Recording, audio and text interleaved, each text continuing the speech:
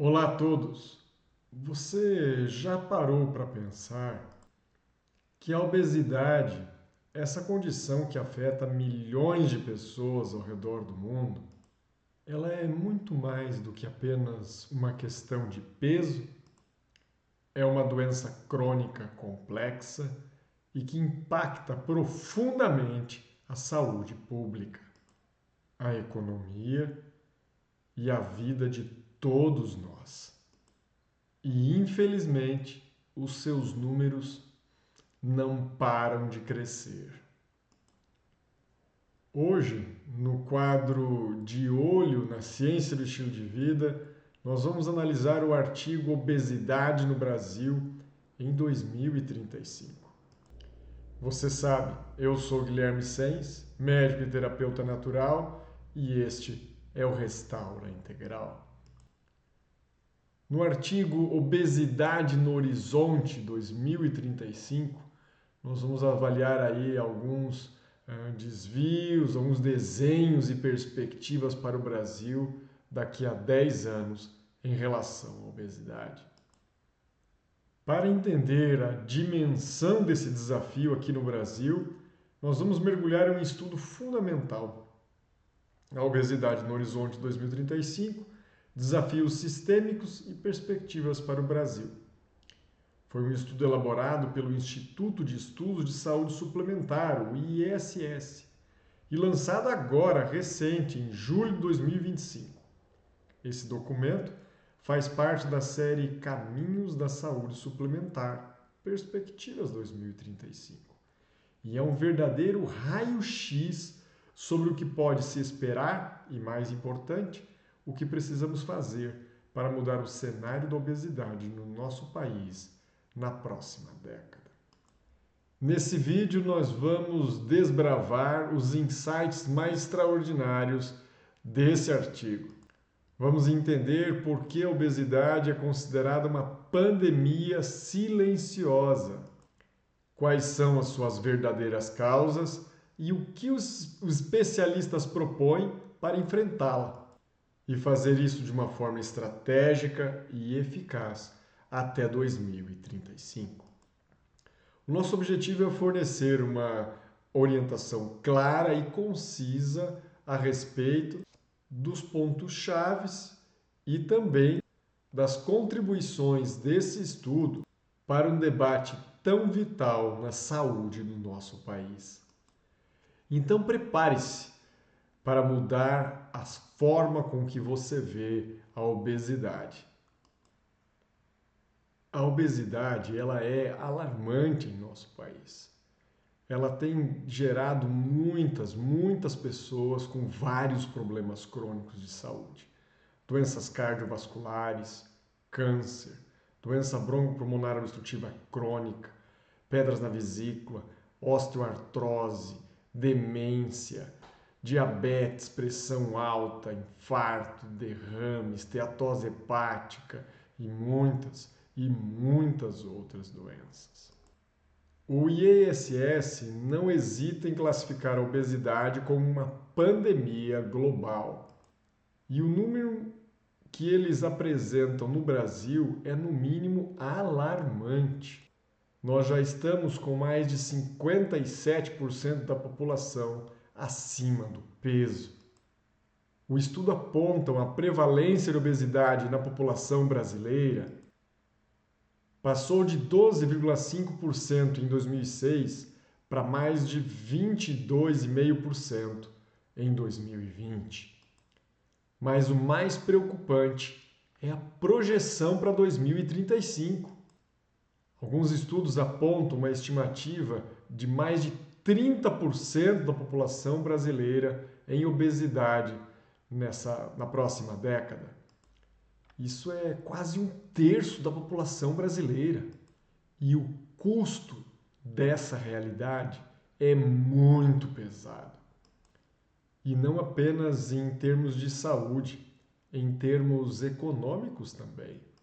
O estudo estima que, em termos de custos econômicos, a obesidade no Brasil irá custar mais de 70 bilhões de dólares anuais.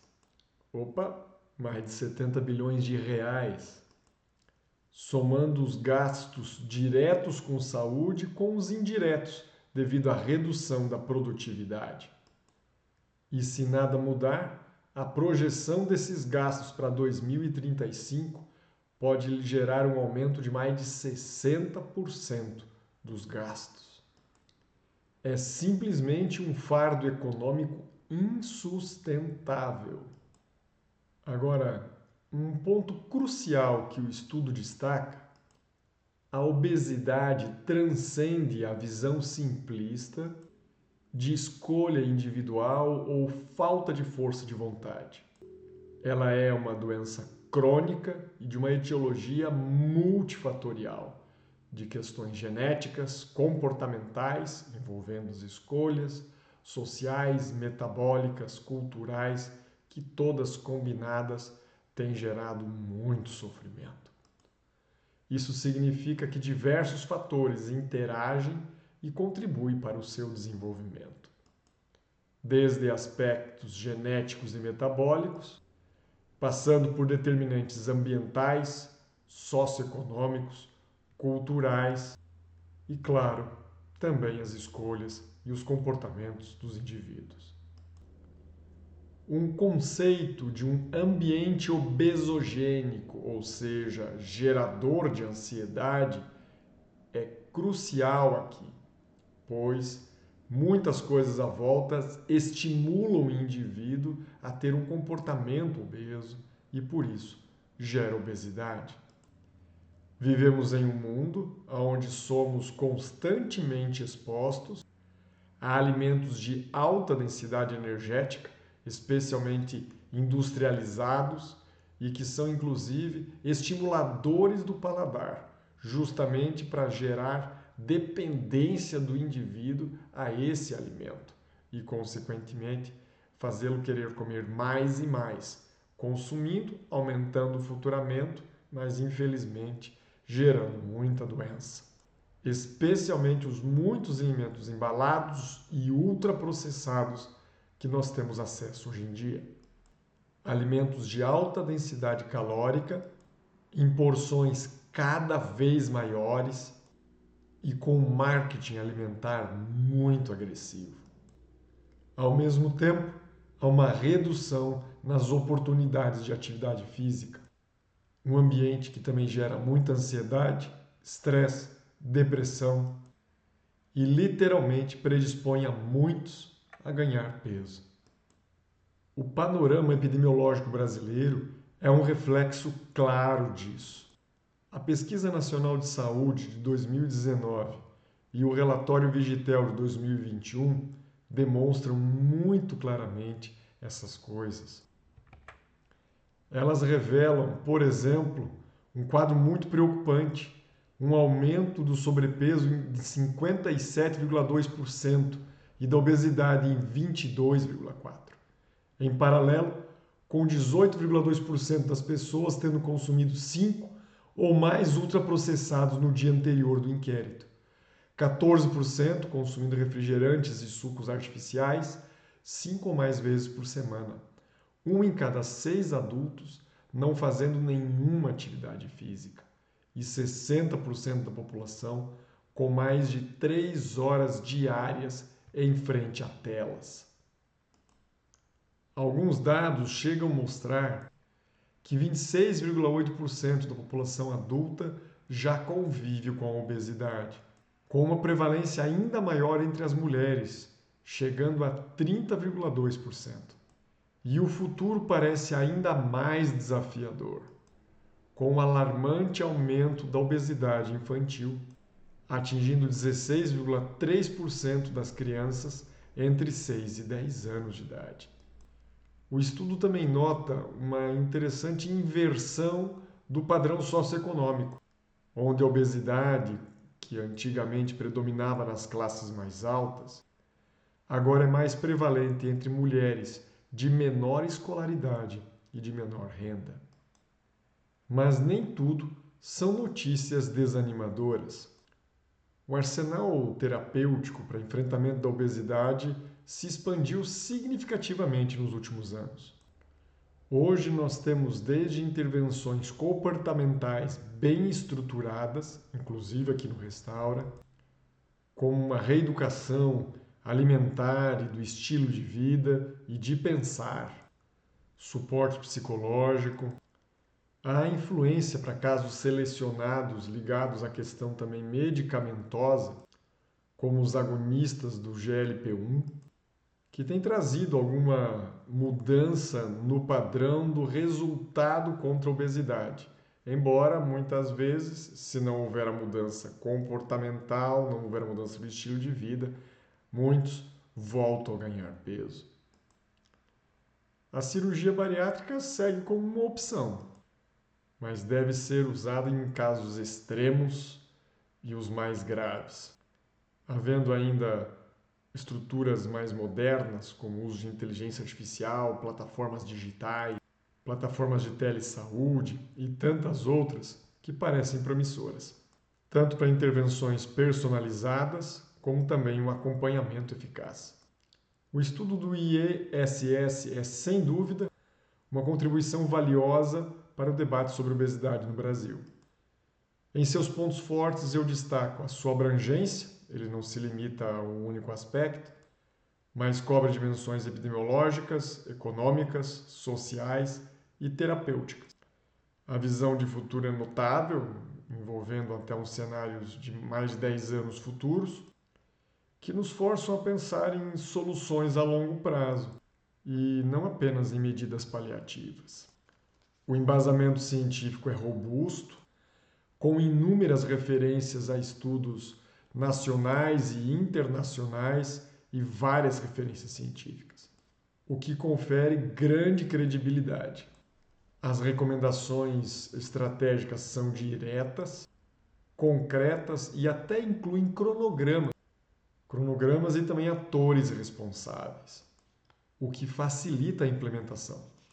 Por fim, ele tem uma abordagem holística que combate o estigma da obesidade e a reconhece como uma doença multifatorial. É um diferencial importante e muito necessário.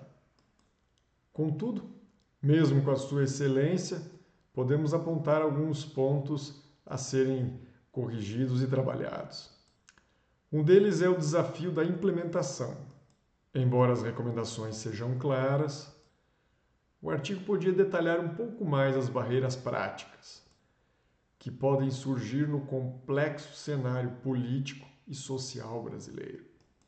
Por exemplo, a resistência na taxação de ultraprocessados, a própria mudança nos modelos de remuneração de saúde e a falta de uma política pública que trabalhe com um estilo de vida saudável, promovendo isso no detrimento de simplesmente promover uma assistência à saúde e farmacológica. A mudança do estilo de vida e a complementaridade com terapias naturais são muito efetivas e o custo muito menor do que os tratamentos convencionais, trazendo uma custo-efetividade muito favorável à ciência do estilo de vida e aos tratamentos naturais. São processos que demandam uma grande articulação e a superação de muitos obstáculos, que nem todos estão determinados a galgar. Outro ponto seria a voz do paciente. O estudo foca muito nos sistemas de saúde e políticas públicas. No entanto, uma maior perspectiva das barreiras enfrentadas pelos próprios pacientes, no acesso, na adesão aos tratamentos e nas mudanças de estilo de vida, poderia enriquecer ainda mais a análise e as nuances enfrentadas nesse problema. O IESS não se limita apenas a diagnosticar o problema. Ele nos apresenta alguns caminhos, uma chamada para a ação, com recomendações estratégicas claras para enfrentar a obesidade até 2035. Vou destacar aqui 4 pontos principais. A primeira e fundamental regulamentação é a reestruturação dos modelos de remuneração. A ideia é migrar do atual modelo fee-for-service, onde se paga por procedimento realizado, para o Value-Based Healthcare, ou seja, pagar por valor, por resultados clínicos. Isso significa incentivar e bonificar os prestadores de saúde, não pela quantidade de exames, consultas, procedimentos, mas pela melhora na saúde do paciente. O estudo sugere, por exemplo, que um hospital receba bônus por reduzir em 10% as internações de pacientes obesos, especialmente com diabetes tipo 2. A meta é alinhar os incentivos financeiros com os resultados em saúde. Em segundo lugar, o estudo propõe o desenvolvimento de linhas de cuidados específicas para a obesidade. Isso significa estabelecer protocolos claros que reconheçam a obesidade como uma condição crônica, com critérios bem definidos para triagem, intervenção e também acompanhamento. O objetivo é criar um fluxo de atendimento que comece na atenção primária, com o cálculo de MC em todas as consultas de rotina. E, quando necessário, encaminhe pacientes para as equipes multidisciplinares, com médicos, psicólogos, nutricionistas. E o artigo, inclusive, cita o exemplo do Reino Unido, com equipes dedicadas exclusivamente a essa atenção e encaminhamentos escalonados como inspiração. A terceira recomendação é mais ousada: a implementação de medidas fiscais e regulatórias. A proposta é encaminhar ao Congresso Nacional uma regulamentação com uma taxação de 15% para bebidas açucaradas e os alimentos ultraprocessados. O objetivo é reduzir o consumo desses produtos, que são grandes contribuintes para a obesidade e o ambiente obesogênico que as famílias vivem, e também poder gerar fundos para o tratamento disso. O estudo se baseia na experiência do México, onde a taxação resultou numa redução sustentada de 7,6% desses produtos pelos próximos 2 anos. E o melhor, a arrecadação seria reinvestida em programas de educação nutricional e subsídios para alimentação saudável em comunidades de baixa renda. Por fim, mas não menos importante, teria ainda o fortalecimento dos sistemas de informação e também de vigilância epidemiológica. Para que todas as outras ações funcionem, precisamos de dados. A recomendação é estabelecer um registro nacional de obesidade, integrando informações do SUS e da saúde suplementar, com indicadores como prevalência por região e os custos assistenciais. A ideia é criar painéis digitais e acessíveis aos gestores, pacientes e profissionais, permitindo o monitoramento contínuo e avaliando o impacto das intervenções. O modelo dinamarquês de prontuários eletrônicos, em especial ligado à obesidade infantil, é citado como exemplo. Em resumo, o estudo Obesidade no Horizonte 2035 nos oferece um cenário desafiador, com projeções preocupantes, mas também nos oferece um roteiro prático, direto para a ação. Ele nos mostra que a obesidade não é um problema isolado, mas um desafio sistêmico que exige uma abordagem também sistêmica e multissetorial. A grande mensagem central é que não basta focar em uma única solução. Precisamos de uma rede de ações coordenadas, envolvendo o governo, o setor privado, todo o aparato educacional na formação dos profissionais, os próprios profissionais de saúde e a sociedade civil como um todo. E um esforço conjunto que vise integrar as ações preventivas, assistenciais e regulatórias. Algo crucial que o artigo apresenta é a necessidade de uma mudança cultural. Precisamos urgentemente desmistificar a obesidade como uma falha moral ou uma mera escolha individual, combatendo o estigma e abrindo caminho para que pessoas procurem tratamento e recebam o cuidado compassivo e digno como elas merecem, reconhecendo a obesidade como uma doença crônica e complexa como ela é, ainda que muito influenciada pelas escolhas dos indivíduos e das populações. Esse estudo do IESS é mais do que apenas um estudo, é um farol, um guia para construirmos um ambiente e uma sociedade mais saudável. É um convite para que todos nós, como indivíduos, como profissionais, como parte da sociedade, nos engajemos como parte dessa jornada de mudança, de transformação. Se você achou esse vídeo informativo e importante, por favor, compartilhe para que mais pessoas conheçam esses insights. Deixe seu comentário, sua opinião é fundamental para enriquecer esse debate.